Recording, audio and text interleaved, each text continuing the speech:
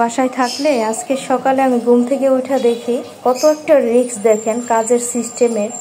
ভিডিওটা সচেতনতার জন্য দিলাম। এই যে দেখেন, যদি আমি ভুল করে কারেন্টের সুইচটা দিতাম তাহলে কি হইতো। এই যে কারেন্টের সুইচ দিয়ে বাইয়া পানি পইরা পুরা আমার ফার্নিচারের তো ভিজেই পুরা রুম ভিজা। এখন এই যে দেখেন, এই পানি এখান দিয়েও পড়তেছে। এই যে দেখেন, ওয়াল চুয়া চুয়েও পানি পড়তেছে। এই পরিমাণ পানি ওয়াশরুমের পানি, আবার এই ওয়াশরুমের ভিতরেরও একটা কল দিয়ে জোরে পানি পড়তেছে। এর মানে এই ওয়াশরুমের সমস্যা না, সমস্যা হচ্ছে উপর থেকে, উপরের ছাদ থেকে। আমি একটু দেখাই বোঝার। পানি এই পরিমাণে যে কত কিছু দিছি, কোনো মতেই পানি আমি আটকাইতে পারতাছি না। আমার পুরো রুম একদম ওভার হয়ে গেছে, পানি পড়তেছে। দেখেন কোথা থেকে ওয়াশরুমের কল বা কিছু হয়তো তাহলে আমি মিস্ত্রি এনে কাজ করে ফেলাইতাম। ছোট একটা বিষয় তো তা না। বিষয় হচ্ছে এই যে অজোরে ঝর্ণার মতো শব্দ পাচ্ছেন কিনা জানি না। এই যে এগুলা ওয়াশরুমের ফল ছাদ যেটাকে বলে, এই দিয়ে পানি করে দেখেন কত পানি, পুরো পানি। এই পানিগুলাই কারেন্টের লাইন দিয়ে আবার পড়তেছে পুরো ছাদ ভুইরা।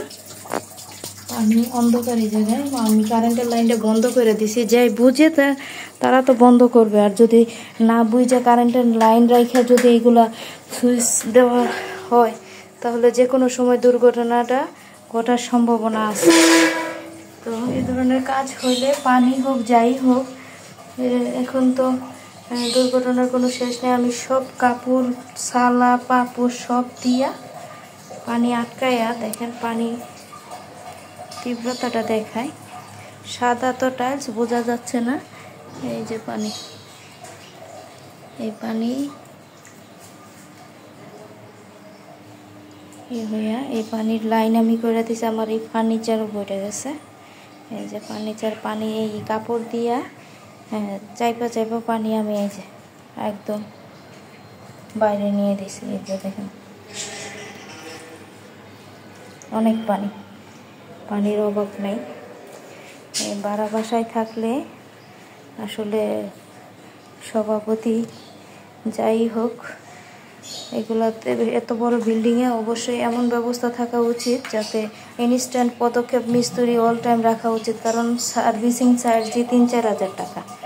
তাহলে আমরা যদি এই সার্ভিসটাই না পাই, আমার যে এত ক্ষতি হইল, এই ফার্নিচারগুলো সব ভিজা গেছে, এগুলো পরিষ্কার করতে তো সারা দিন লাগিয়ে যাইব। যদি কেউ হেল্পিং হ্যান্ড না থাকে তার তো অনেক ক্ষতি হবে। আমি খুবই বিভ্রান্তিতে আছি। এত পরিমাণ পানি কিভাবে মানুষ ওয়াশরুমের এই লাইন কিভাবে বড় পাইপ খাইটা এই পানি এখন কিসের পানি আমার এত নোংরা লাগতেছে আমি বলে বোঝাতে পারবো না। খুব খারাপ লাগে। জীবনে এই সিচুয়েশনে পড়ি নাই, ফার্স্ট টাইম পড়ছি, তাই পদক্ষেপ নিতেও আমার লেট হয়েছে।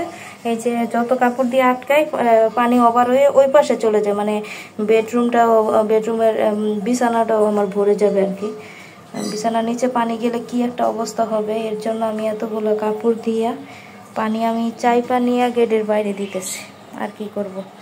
এখন মিস্ত্রি আসছে, বুঝার জন্য ওনার অনেক সময় লাগবে যে কি থেকে এই কাজটা হয়েছে। এই পরিস্থিতিতে কেউ পড়ছেন কিনা পরামর্শ দিবেন ইনশাল্লাহ।